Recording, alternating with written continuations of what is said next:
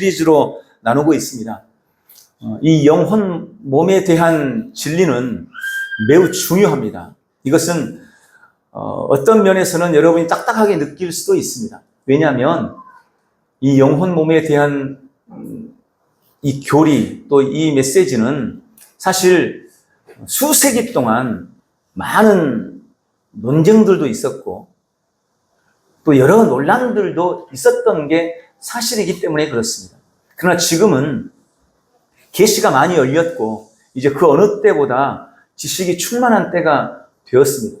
그래서 이 메시지를 이해하는 데 있어서 교리적인 부분들에 대한 설명들이 반드시 있어야 되기 때문에 여러분들이 느낄 때 딱딱하게 느낄 수도 있습니다. 그러나 이 말씀이 우리 안에서 이해가 되고 인식될 때 우리는 진짜 성도로서의 승리하는 삶, 바른 정체성을 가진 진짜 성도의 삶을 누릴 수 있다는 것을 반드시 믿으시기 바랍니다.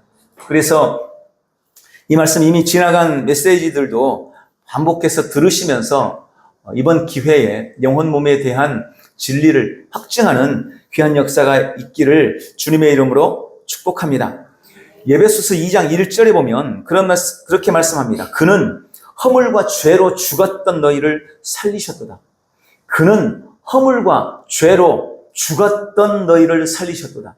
우리는 종종 기도할 때 그렇게 기도하죠. 죽을 수밖에 없었던 우리를 살리시고. 이게 논리적으로는 맞아 보이기 때문에 그렇게 기도합니다. 그러나 성경은 그렇게 말씀하지 않습니다. 이미 죽었던 너희다 라고 우리에게 분명하게 기록해 놓고 있습니다. 이건 빼도 박도 못해요. 성경이 명확하게 과거 완료, 이미 죽었었던 너희, 죽었다는 겁니다. 그런데 여러분 죽었었습니까? 믿기 전에? 쌩쌩하게 살아있었어요. 우리 혼과 몸은 쌩쌩하게 살아있었습니다. 그럼 도대체 뭐가 죽었던 겁니까? 우리의 영이 죽었던 것입니다. 우리 영이 죽어서 하나님과 교제하지 못하고 주님과 단절되었던 인생이 바로 우리였습니다. 그런 우리를 에베소서 4장 24절에 보면 의와 진리의 거룩함으로 입은 새 사람으로 지었다. 의와 진리의 거룩함을 입은 새 사람으로 우리를 다시 지으셨다라고 말씀합니다. 새 사람은 의와 진리의 거룩함으로 지어졌습니다. 이 새 사람이 바로 우리의 거듭난 영을 의미합니다. 나의 영은 의와 진리의 거룩함으로 새로 지어졌습니다. 다시 내 영이 살아난 것입니다. 그리고 요한 1서 4장 17절에 그렇게 말씀합니다. 이로써 사랑이 우리에게 온전히 이루어진 것은 우리로 심판날에 담대함을 가지게 하려 함이니 주께서 그러하심 같이 우리도 이 세상에서 그러하니라. 다음 세상에서 그러하는 게 아니고 이 세상, 지금 내가 살고 있는 이 세상에서 그러할 것이다. 어떻게 그러할 것이라고요? 예수님이 그러하신 것처럼 우리도 그러할 것이다. 이 말은 우리가 예수님과 같다, 동일해졌다, 이런 의미입니다. 그런데 우리의 몸이나 혼은 예수님과 동일하지 않습니다. 우리의 몸은 물론 나중에 주님이 다시 오실 때 그때 우리는 영원히 쇠하지 않을 영광의 새 몸을 입게 될 것입니다. 그러나 이 땅에 사는 동안 우리는 썩을 몸을 입고 삶을 살아가야 합니다. 지금 우리의 이 몸은 썩어가는 몸이에요. 쇠해가는 몸이에요. 후패해져 가는 몸인 겁니다. 늙어가는 몸이에요. 이 몸은 완전한 것이 아닙니다. 이 몸은 예수님의 몸과 같지 않습니다.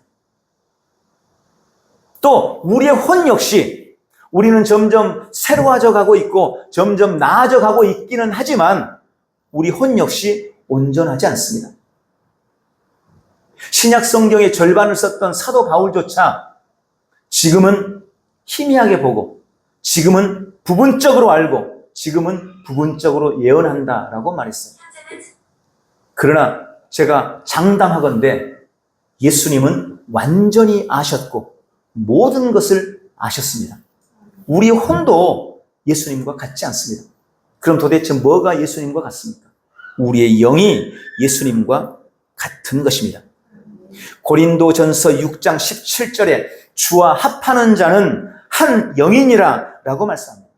주와 합하는 자는 한 영이다. 근데 여기 이 한 영이라는 한이라는 헬라어 단어는 헤즈라는 말인데, 이 단어는 비슷하거나 조금 같다라는 것이 아니고 완전히 똑같다라는 의미입니다. 만약 우리 영에도 분자와 원자, 여러분 최소 단위, 세포의 최소 단위가 분자, 원자 이런 거 아시잖아요. 우리 영에도 분자와 원자가 있다면 예수님과 우리, 그 영과 내 영이 분자와 원자까지 똑같다는 의미인 것입니다. 거듭난 우리는 아들의 영, 예수의 영을 가지고 있습니다. 갈라디아서 4장 6절에 하나님께서 그 아들의 영을 우리에게 주셔서 우리가 아빠, 아버지라고 부르게 하셨느니라. 우리가 하나님을 아빠라고 부르고 하나님을 아버지라고 부를 수 있는 이유는 하나님께서 내 안에 그리스도의 영, 아들의 영, 예수님의 영을 동일하게 주셨기 때문이라고 말씀하고 있는 것입니다. 로마서 8장 9절, 누구든지 그리스도의 영이 없으면 그리스도의 사람이 아니다.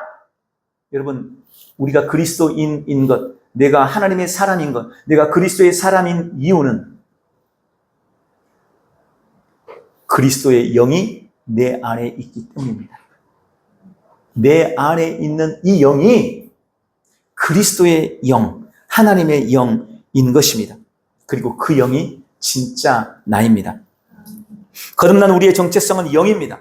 그런데 성경은 수없이 그렇게 말씀하고 계속해서 말씀하고 있지만 여전히 많은 사람들은 이 진리를 이해하지 못합니다. 왜 그럴까요?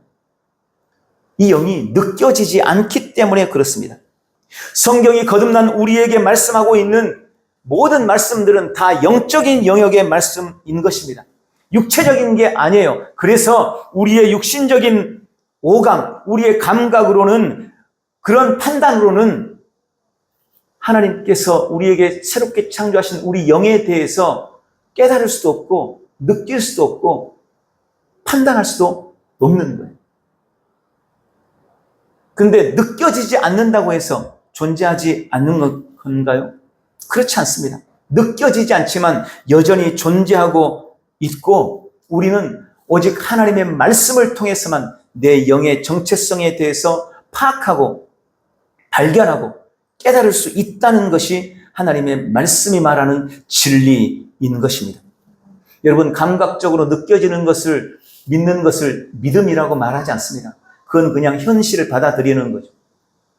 믿음은 하나님이 말씀을 통해서 나에 대해서 하신 그 말씀을 믿고 받아들이는 것이 믿음인 것입니다. 자, 그런데 사실 대부분의 성도들은 우리가 예수님을 영접했을 때 예수 그리스도의 대속을 통해 우리 안에 일어난 새로운 변화들에 대해서 다 인정합니다. 무슨 말입니까? 내가 예수님을 처음 믿었을 때, 내가 거듭났을 때, 맞습니다. 나는 정결해졌습니다. 맞습니다. 나는 거룩해졌습니다. 내가 예수님을 처음 믿었을 때 나는 거룩해졌고 나는 의로워졌습니다. 나는 그것을 믿습니다. 그런데 그 이후에 내가 그만 죄를 짓고 말았습니다. 그래서 다시 내가 더러워졌습니다. 하나님께서 나를 위해서 이루어놓으신 그 놀라운 은혜를 내가 다 망쳐버리고 말았습니다. 이렇게 많은 사람들이 생각하고 있다는 것입니다. 여러분, 누구나 다 죄를 짓습니다. 그리고 보통의 성도들은 그들이 다시 죄를 짓게 되면 그들이 거듭났을 때 받았던 은혜와 능력을 잃어버린다고, 잃게 되었다라고 생각합니다. 그래서 이것은 빨리 회개해야 되고, 그래서 다시 회복시켜야 된다고 생각하면서 신앙하고 있습니다. 그런 관점을 가진 두 가지 견해가 있는데, 첫 번째는 극단적인 견해로 죄를 지을 때마다 구원을 잃어버린다고 생각하는 사람들이 있습니다. 여러분, 실제로 이런 사람들이 있어요. 신학적으로 이미 그런 사람들이 많습니다. 내가 구원받았지만, 거듭났지만 죄를 지으면 다시 그 구원을 잃어버려요. 그래서 다시 자백해야 된다고 생각합니다. 다시 회개해서 다시 구원받아야 된다고 생각하는 사람들이 많이 있는 거예요. 그리고 자백하지 않는 죄를 가지고 죽으면 지옥에 간다 라고 생각하는 사람들이 있습니다. 실제로 그런 사람들이 많습니다. 우리가 유튜브만 들여다봐도 심심치 않게 그런 분들이 나와요. 그런 사람들은 믿는 사람들을 정죄하죠. 당신들이 그런 죄를 가지고 살면서 천국에 갈 수 있다고 정말 생각합니까? 당신이 그렇게 인생을 살아가면서 정말 구원받았다고 생각하고 있는 겁니까? 라고 하면서 우리를 정죄해요. 그런 말을 들으면 사람들이 가슴이 찔리죠. 아, 내가 이렇게 살았으면 안 되겠구나. 내가 앞으로 좀 잘 살아야지.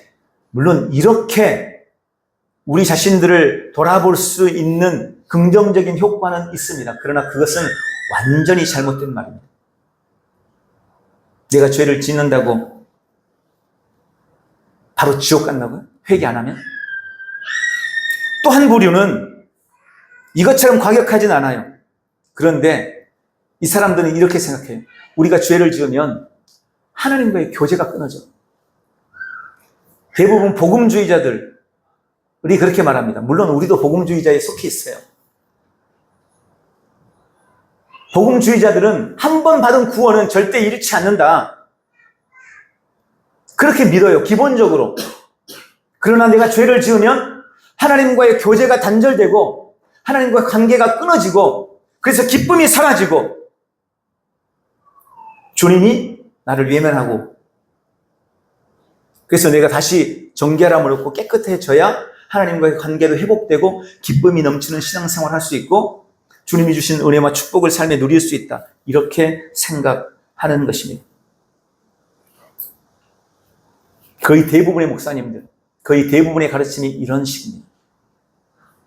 아니, 저도 그런 식으로 가르쳤어요. 둘 다 그 결과만 다른 것 빼고는 사실 비슷한 거죠.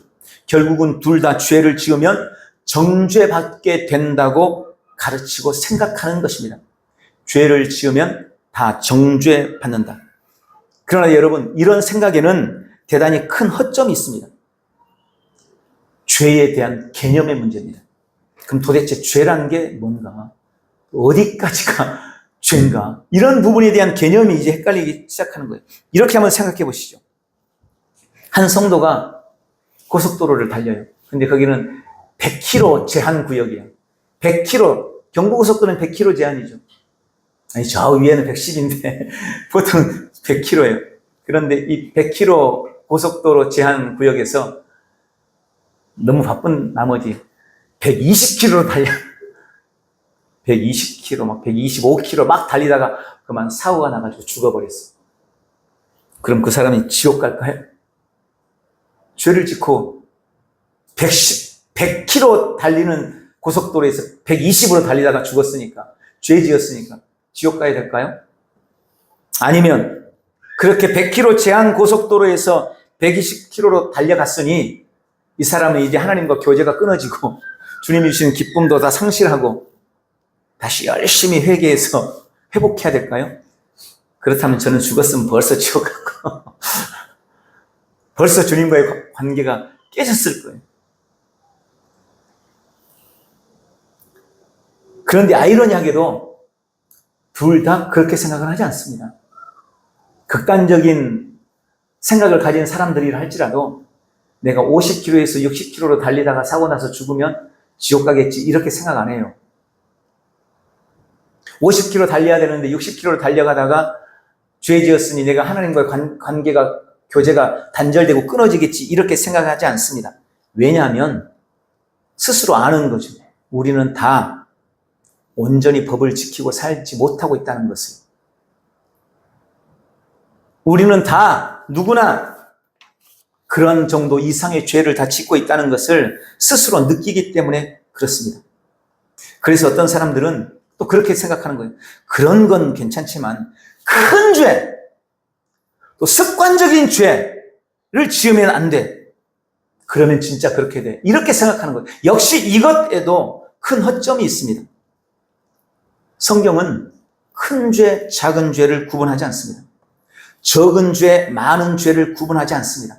또 대부분의 죄는 다 습관적인 죄입니다. 야고보서 2장 10절에 누구든지 온 율법을 지키다가 그 하나를 범하면 모두 범한 자가 되나니. 여러분, 율법이 1000가지라고 생각했을 때 999가지는 잘 지켰어요. 그런데 한 가지를 어겼어. 그러면 성경은 분명하게 말합니다. 그 사람은 다 범한 거다. 1000가지를 다 범한 거다. 살인한 죄는 큰 죄니까 죄고, 거짓말한 죄는 작은 죄니까 죄 아니고, 그렇지 않다는 거죠. 다 죄라는 겁니다. 여러분, 우리는 항상 죄를 짓습니다. 또 드러나는 죄뿐만 아니라 드러나지 않는 죄도 있습니다. 예수님은 그렇게 말씀하셨잖아요. 여자를 보고 음욕을 품는 자마다 이미 간음했느니라. 내 생각으로도 죄를 짓는데요. 그것도 죄라는 겁니다. 또 우리는 성경이 우리에게 요구하는 그런 사람이 되지 못합니다. 그것도 죄예요. 아내 사랑하기를, 네 아내를 사랑하기를 그리스도가 교회를 사랑하는 것 같이 하라. 죄송하지만 저도 그렇게는 못 사랑하는 것 같아요. 그럼 저도 죄인인 거죠. 내 이웃을 사랑하라. 여러분은 이웃을 정말 그렇게 사랑합니까? 자기 자신처럼 사랑합니까? 원수를 사랑하라. 제가 볼 때 100% 실패해요. 그럼 다 죄인인 거죠. 다 죄를 짓는 거예요. 그럼 도대체 이게 뭐예요? 다 죄를 지어요. 만약 거듭난 이후에 죄를 짓는 것이 우리를 천국에 가지 못하게 만든다면 내가 천국에 가는 유일한 길은 뭘까요? 내가 예수님을 영접한 다음에 누군가가 와가지고 나를 얼른 죽여주는 거예요. 다른 죄 짓기 전에. 내가 누구를 구원을 시키려면 내가 우리 이민숙 집사에게 전도를 해가지고 열심히 봤더니 진짜로 진실하게 믿는 것 같아. 그래서 영접하시겠습니까? 네, 목사님 영접할게요. 사랑하는 하나님 하면서 영접기도 시켰어요. 우리 집사님이 아멘 하고 기도했어요. 그럼 내가 보니까 진짜 영접한 것 같아요. 그러면 내가 바로 칼로 찔러서 죽여야 돼. 왜? 천국 보내려면. 천국 보내려면 나는 살인했으니까 지옥 가겠지만 적어도 우리 집사님은 이제 다시는 죄 안 짓고 영접하자마자 죽었으니까 천국 갈 수 있게 되는 거죠. 여러분, 이런 식이 되는 거예요.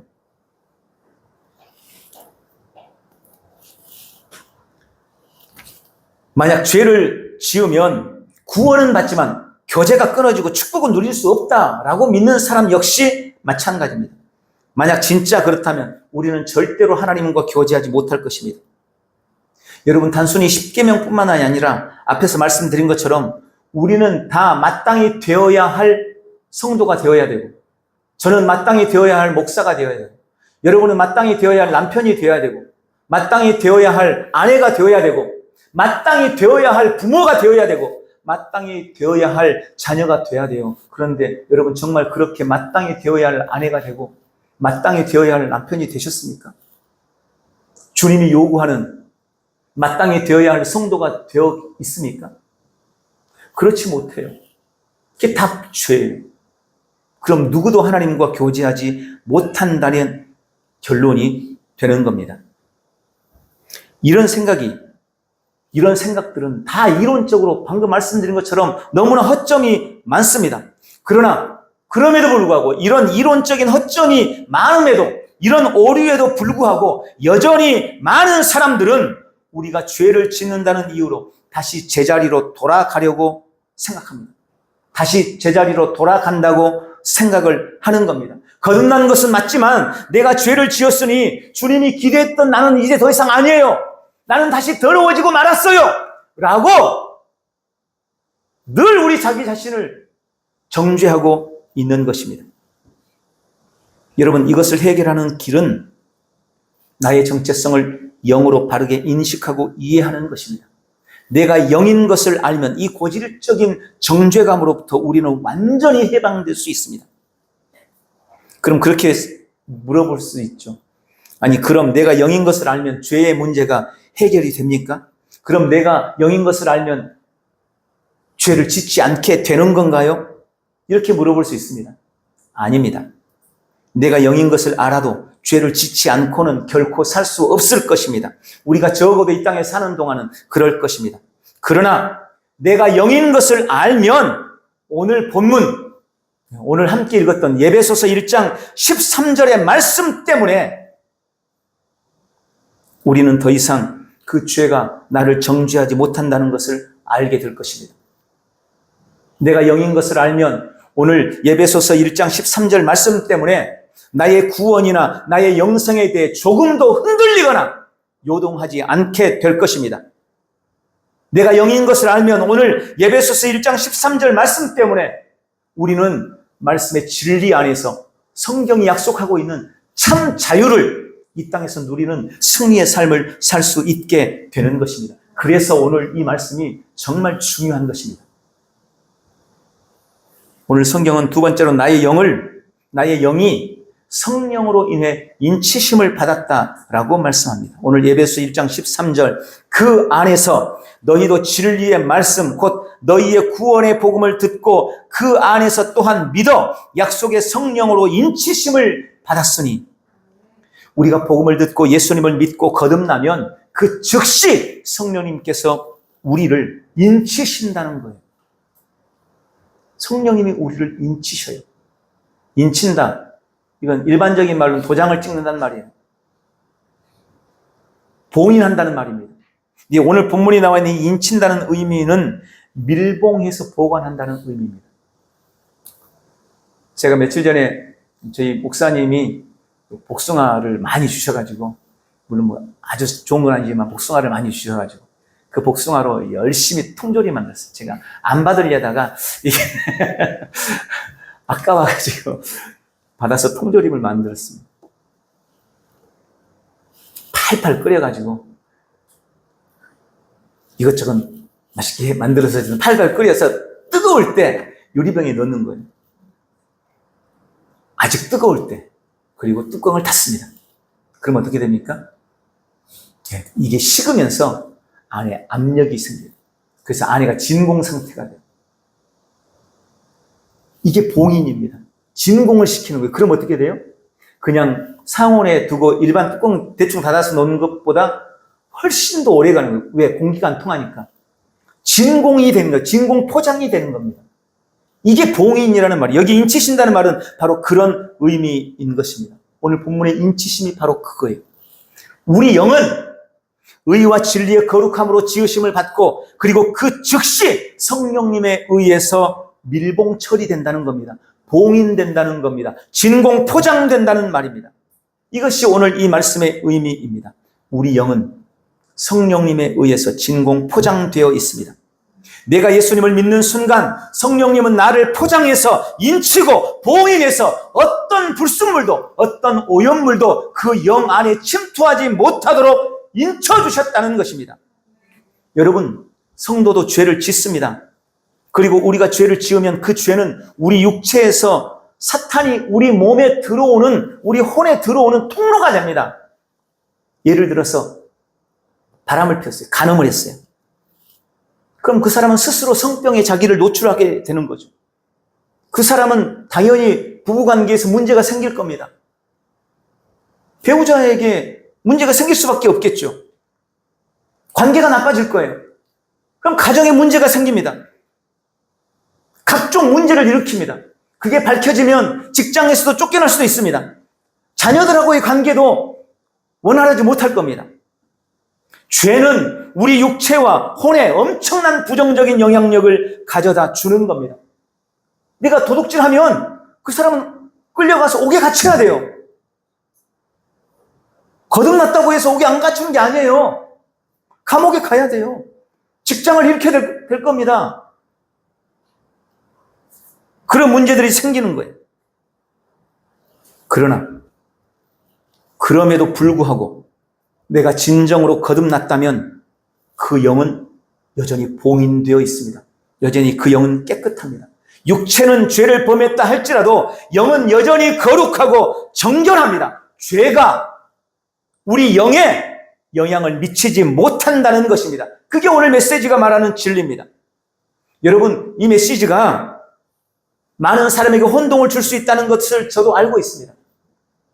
어떤 사람들은 그렇게 말할 수 있습니다. 아니, 그럼 우리 영은 어떻게 해도 거룩하고 정결하고 깨끗하니 나는 이 땅에서 무슨 죄를 지으며 삶을 살아도 아무 문제 없겠네요? 난 그렇게 살아도 되겠네요? 당연히 나올 수 있는 질문입니다. 이 부분에 대해서 제가 따로 말씀을 전할 거예요. 오늘 간단하게 말씀드리면 절대 그렇지 않습니다. 여러분, 죄는 분명히 우리의 삶에 부정적인 영향을 미칩니다. 죄는 반드시 우리에게 대가를 요구합니다. 죄는 반드시 대가를 받아요. 그런 죄들로 인해서 무너진 주의 종들도 너무너무 많습니다. 유명한 목사님들이 성적인 죄로 인해서 무너져서 순식간에 모든 것을 잃어버리는, 제가 지금 생각해도 언뜻 그런 분들이 여러 명이 생각이 나요. 제가 신학교 다닐 때 너무너무 좋아하고 정말 그분 책 쓰면 무조건 가서 사서 읽어보고 이랬던 분이 그런 범죄로 넘어져 버렸어요. 죄는 분명히 한 사람의 삶에 치명적인 고통과 어려움을 가져다 줍니다.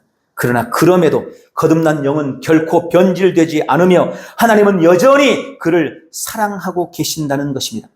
거듭난 성도에게 있어서 죄란 하나님의 관계에 전혀 문제를 주지 않는다는 것을 믿으시기 바랍니다. 내가 이것을 바르게 이해하거나 인식하지 못하면 나 스스로 내가 하나님과 멀어지는 거예요.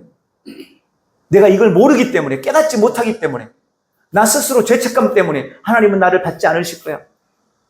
이러면서 내가 스스로 하나님에게서 멀어지죠. 그러나 하나님은 절대 우리를 그렇게 대하지 않으신다는 겁니다. 하나님 편에서는 아무 문제 없습니다. 하나님은 그것을 문제 삼지 않으십니다. 여러분, 이것은 지금 너무나 중요한 진리입니다. 이것을 바르게 이해하는 것이 우리 신앙에 있어서 절대적인 가치를 가집니다. 로마서 11장 29절, 하나님의 은사와 부르심에는 후회하심이 없느니라. 거듭난 이후에 우리가 얼마나 수많은 죄를 지었습니까? 얼마나 많은 실수를 했습니까? 그럼에도 불구하고 하나님이 나를 향한 하나님의 은사와 부르심에 후회가 없다고 말씀하시는 이유가 뭐겠습니까? 나의 영은 하나님에 의해서 봉인되었고 내가 마음과 몸으로 죄를 짓는다 할지라도 그것은 내 봉인된 내 영 안에 어떤 영향을 주지 않기 때문에 그렇습니다. 주님은 나를 여전히 거룩하고 정결하게 보고 계시기 때문에 그렇다는 거예요. 영이신 하나님은 나를 영으로 보시기 때문에 여전히 주님은 내 영 안에 정결함과 거룩함으로 나를 대하고 나를 바라보시고 그래서 나를 사랑하신다는 것입니다. 나는 여전히 그럼에도 불구하고 충만한 사랑과 축복 가운데 걸을 수 있게 되는 것입니다. 여러분, 다시 한번 말씀드립니다. 이것은 죄를 부추기기 위해서 드리는 말씀이 아닙니다. 저는 죄를 짓고 죄 가운데 살아도 된다고 지금 말하고 있는 것이 아닙니다. 죄를 짓고 삶을 사는 것은 너무나 어리석은 일입니다. 절대 우리는 그런 길을 걸어서는 안 됩니다. 그럼에도 오늘 로마서 3장 23절, 모든 사람이 죄를 범하였음에 하나님의 영광에 이르지 못하더니, 이게 이전에 우리가 믿지 않았을 때 우리의 모습이에요.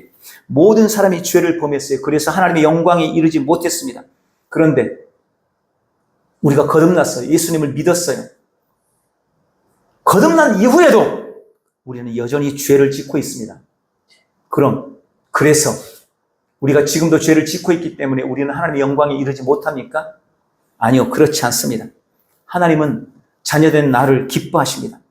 나는 주님의 자랑이고 나는 주님의 면류관이 되었습니다. 하나님의 영광이 지금 내 안에 가득합니다. 내 영 안에, 봉인된 내 영 안에 여전히 의와 진리의 거룩함을 입은 새 영을 가진 내 영 안에 하나님의 영광이 충만하고 주님은 나를 여전히 그렇게 대하고 계시다는 것을 기억하시기 바랍니다. 그러므로 우리는 영의 정체성으로 살아가고 영의 정체성으로 반응하는 삶을 살아야 합니다. 만약 나의 영이 봉인된 것을 이해하지 못한다면 우리는 작은 실수나 죄를 범했을 때 늘 정죄감에 빠지게 될 것입니다. 그러면서 오늘 말씀드린 것처럼 어떤 사람은 내가 구원을 잃었으니 다시 시작해야 된다고 생각할 것이고, 어떤 사람은 내가 구원은 비록 잃지 않았다 할지라도 하나님과의 교제가 끊어져서 축복은 기대도 못하고 하나님이 나를 미워하고 하나님이 나를 싫어할 것이라고 생각할 것입니다. 여전히 대다수의 크리스찬들이 내가 오늘 죄짓고 잘 지냈으면 하나님이 나를 기뻐하실 거고, 내가 오늘 기도도 하지 않고 다투고 싸우고 잘못을 많이 저질렀으면 하나님이 나를 기뻐하지 않고 하나님의 은혜와 축복이 나에게서 떠날 것이라고 여전히 그렇게 생각하면서 신앙생활하고 있습니다. 영으로 나아가지 않고 예수님이 날 위해 이미 행하신 놀라운 일들에 대해서 근거하지 않고, 그런 것들에 근거해서 신앙생활하지 않고, 영의 정체성에 맞춰서 신앙생활하지 않고, 내가 한 일, 오늘 내가 어떤 일을 했는지, 내가 오늘 주님이 보실 때 선한 일을 했는지 그렇지 않았는지, 이런 걸 가지고 하나님의 사랑과 인정을 받으려고 생각하고 그렇게 신앙하고 있다는 것입니다. 여러분, 내가 나의 영적 정체성에 근거하지 않고 육체의 행위에 근거해서 신앙생활한다면 그 사람은 계속해서 실패할 것입니다. 우리는 지금 타락한 세상에서 살고 있습니다. 나의 영은 완벽해도 내 혼과 몸은 완전하지가 않습니다. 영으로는 모든 것을 다 가졌지만 혼과 몸으로는 여전히 실패하고 넘어지고 있습니다. 그런 우리가 하나님과의 관계를 나의 혼과 몸에 맞추고 감각에 맞추어서만 신앙한다면 우리의 신앙은 말 그대로 롤러코스터가 될 거예요. 내가 잘할 때는 막 올라갔다가 내가 뭔가 실수해서 잘못하면 툭 떨어지고, 이런 사람은 절대 성장하지 못합니다. 잘할 때 2걸음 전진했다가 못하면 한 3걸음 뒤로 물러나고, 또 열심히 노력해가지고 그래 이제 난 좀 잘한 것 같아.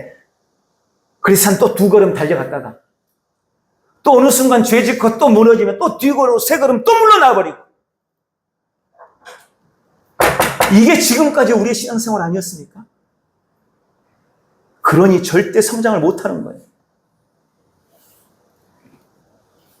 그러므로 우리 신앙과 삶의 성패가 내가 거듭난 영이고 성령님이 그 영을 오늘 말씀처럼 봉인 처리하셨어요.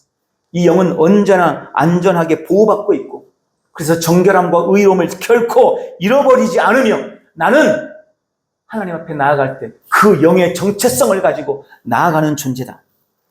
나는 그 영의 정체성을 가지고 살아가는 삶을 살아야 된다. 라고 우리가 결론 내려야만 우리는 성장하고 성공하는 성도의 삶을 살 수 있다는 것을 믿으시기 바랍니다. 오늘 말씀을 냈습니다. 거듭난 진짜 나는 영입니다. 나의 영은 의와 참된 거룩함으로 새롭게 창조되었고, 그리고 성령님에 의해서 철저하게 인치심을 받았습니다. 봉인되었습니다. 진공 포장되었습니다. 어떤 죄도 나의 영을 뚫고 들어오지 못합니다. 그러므로 지금 나의 영은 여전히 정결하고 순결하고 거룩하고 완전합니다. 하나님은 영이시기 때문에 나를 보실 때, 나를 대하실 때 영으로 보십니다. 영으로 보세요. 육체로 나를 보지 않으세요. 혼으로 나를 보지 않으세요.